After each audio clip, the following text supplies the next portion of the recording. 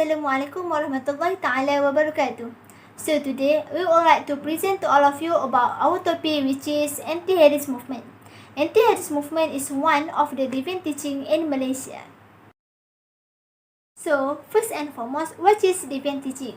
Different teaching meaning from Malay Muslim scholars that any teaching that against the principal doctrine of Tawhid, and also state any teaching that try to mislead and deny the doctrine of Tawhid in Islam. While Majlis Agama Islam Selangor state that any teaching or practice initiated by Muslim and non-Muslim with claim that teachings are based on Islamic teaching but contradicts to Islam and its sources like Quran, Hadith, Ijma' and Qiyas. Next, Jakim described different teaching as any teaching that brought by Muslim or non-Muslim with the claim to be Islamic but contradict with Quran and Sunnah, Islamic faith and Ahli Sunnah wal Jama'ah. So next, we move to anti-Hadith. Anti-Hadith is a heretical teaching that is contagious in Muslim society. It consists of who does not believe in the Hadith of Prophet ﷺ as a source of Islamic law, and who reject the Hadith of the Prophet ﷺ as a rule and only use Al-Quran. They interpret the verses of the Quran as they wish based on the poor translation. The belief system under anti-Hadith group is liberal. In addition, we also state the research question that we asked to our respondents. The first question we asked is, do you think that anti-Hadith is an intellectual movement not to believe in the Sunnah of the Prophet? Second, we asked, based on your knowledge, how far is your understanding about the doctrine of principle of anti-Hadith? Third, what are the factors that led to the occurrence of the anti-Hadith movement? Fourth, what are the effects of the anti-Hadith movement? And lastly, we ask them to give opinion and suggestion on how to solve the problem of anti-Hadith movement. The objective of our research is firstly to identify the concept and the doctrine of anti-Hadith movement. Secondly, to identify the factor and the effects of anti-Hadith movement. And lastly, to state any suggestion or problem solving on anti-Hadith movement. While the methodology that we use is quantitative research method by survey in Google form. The historical emergence of this anti-Hadith movement have evolved from the time of companions. However, with the wisdom of the companions, these movements have been abolished. These movements existed again in the 2nd century and have been solved successfully by Imam Shafi'i. This rejection of Prophet's tradition in modern era began after Western colonization in Muslim countries such as Iraq, Egypt, India and Pakistan. Many Muslim scholars who went to study in Europe have been affected. For instance, Dr. Ali Hassan Abdul Qadir, Taha Hussain, Rashad Khalifa and Dr. Abu Rayyah. All of them are followers of Gul Zihar. While the existence of anti-Hadith movement in Malaysia in the early 1980s was recognized, the majority of anti-Hadith movement advocates have published their books and writings. For example, Hadith 1 Penilaian Semula and Hadith Jawapan kepada Pengkritik by Kasim Ahmad. The anti-Hadith movement is considered to have been pioneered by Dr. Kasim Ahmad and have assisted by Osman Ali in 1985. He was influenced by Dr. Rashad Khalifa and wrote the controversial book with title Hadith Reassessment. This book was banned by the Islamic Center according to the decision of the State Mufti Muzakarah on 6 September 1995.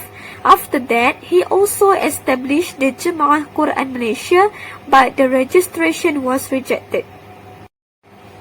The National Fatwa Committee has examined the Book of Hadith a reassessment and conclude that it against the teaching of Islam, and those who reject the Hadith as a source of law is excluded from the teaching of Islam. The National Fatwa Committee stated on June 9, 1995 that any person or group of people who adhere to the doctrines and ideologies comprised in the book of Hadith, a reassessment, and the other few books that state in slide is apostasy. Second, any Muslim is forbidden to teach, learn, practice, adhere to, or spread the teaching and ideologies contained in those books. The concept of liberalization is synonym to this movement, which is known as anti-hadith movement. So here are the doctrine of anti-hadith. The first one is liberalization in the interpretation of the Quran. The text of the revelation may be appropriated by differing contexts, which unashamedly places its own frames of references on the text. Other than that, anti-hadith also holds the concept of Western rationalism in justifying their own respective rationale to interpret the Quran. The next one is liberalization of views towards the hadith. They claim that hadiths are merely additional to the teaching of the Quran, so that they made the conclusion that a lot of hadiths contain the teaching from the already revised Torah. In summary, they suggested that all hadiths opposing to the Quran are rejected and the hadith is not an authentic source of Sharia. Liberalization in criticism towards the Prophet Muhammad. They claim that the miracles of the Prophet were denied in the Quran. According to their logic, it is impossible for the apostles, scholars to interrupt to ask for lighter punishment on sinners. They claim that the Prophet power is only limited to the Quran. The next one is liberalization in the Islamic faith. They claim that one will enter heaven if he or she can utter the two declarations of faith before his or her passing. Additionally, they also claim that the story of Jesus being lifted to the sky was a mere creation. The same goes with the arrival of Imam Mahdi and Dajjal as myth. They also refuse the concept of life after death because it cannot be explained scientifically. Liberalization in the implementation of Islamic worship, remembering God and worshipping Him as another form of worship to Him, and the Hajj doesn't have to be done in the month of Zulhijjah alone, whereas the Hajj is only to remember the good example of emulated by the apostles. The last doctrine of this movement is liberalization in Islamic law and legislation. Anti-hadith claim aurah goes so far as the parts of the bodies involved in ablution only. They also stated that there is no prohibition for men and women when shaking hands. Moreover, they claim that the Islamic Penal Code Hudud implementation is logically because the scholars had misinterpreted the Quranic verse. They also see Islamic law as cruel and inconsistent with modern civilization. Next is the propagation methods of anti-hadith movement. The first one is through the internet. This group is seen to be active, spread their thoughts and ideologies through their personal websites. The second one is through the article.